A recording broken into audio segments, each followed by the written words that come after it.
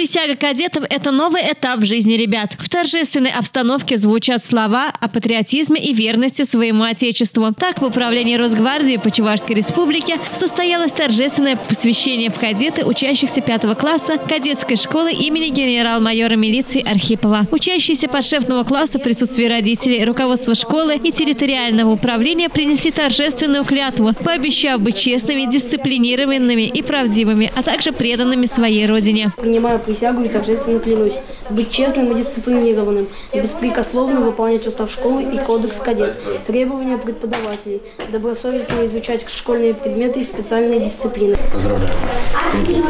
С этим событием юных патриотов поздравил начальник территориального управления Росгвардии генерал-майор полиции Дмитрий Расчетов. Для кадета на первом месте такие понятия, как честь, достоинство и ответственность, отметил он. И, наверное, каждый из ребят будет помнить слова торжественной клятвы. Вы делаете первый шаг в своей жизни для служения Отечеству. Что отличает кадета прежде всего?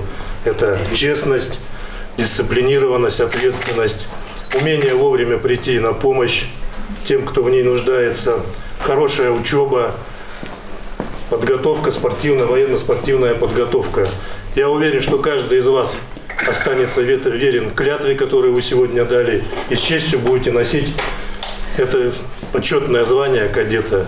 Специально к мероприятию ребята надели белые перчатки и форменное обмундирование с аксельбантами. После произнесения торжественной клятвы каждый школьник получил именное удостоверение кадета и нарукавный знак Росгвардии. Этот день для школьников станет одним из самых важных моментов в жизни. Ведь присяга, прежде всего, это момент приобщения к величию своей страны.